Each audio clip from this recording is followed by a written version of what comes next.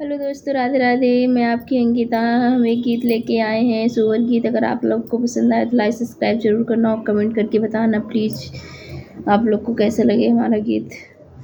थोड़ा हमारी तबीयत ख़राब है, गीत नहीं गा पा रहे हैं, लेकिन फिर भी हम गा कर सुना रहे हैं। अगर आप लोग को अच्छा लगे तो सब्सक्राइब जरूर करना।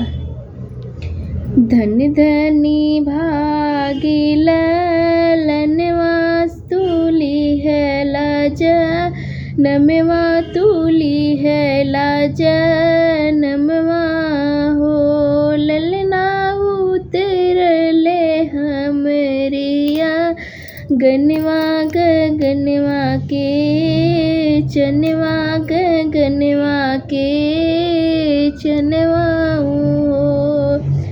माइया केली सजावेली बाबू के लावेली, बाबू के लावेली हो।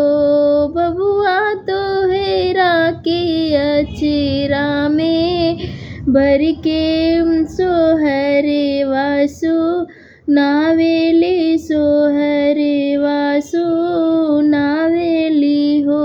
बबुआ तो हेरा के अचरा में भर के सोहरे वासु नावे, सोहरे वासु नावेले हो। आज के दिन तोरे बाबूजी रहते जे, घरवाजे रहते जे घरवा हो।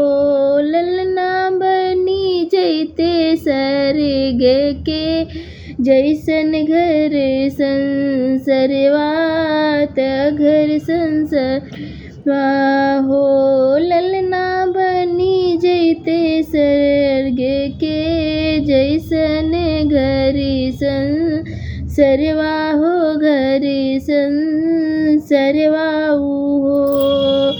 आज के दिन वाना जाने काहेला काहे मनवा, काहेला काहे मनवा हो।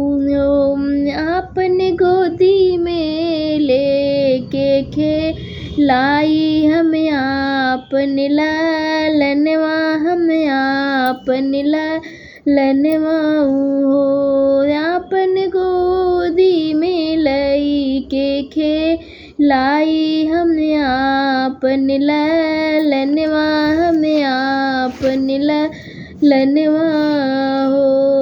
अगना में उतरले होई है गगनवा के चनवा, गगनवा के चनवा हो। ललना बड़े होके करी है उजागर कुल के तू, नमवा तो कुल के तू नमवा हो। ललना बड़े होके करी है जागर तो कुल के तू, नमवा ते कुल के तू नमवा हो।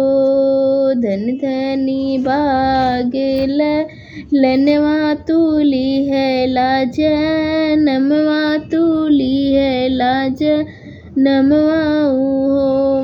ललना उतरले हमरे आंगनवा, गगनवा के चनवा, गगनवा के चनवा हो। धन्यवाद दोस्तों। कैसा लगा हमारा गीत आप लोग कमेंट करके बताना प्लीज़।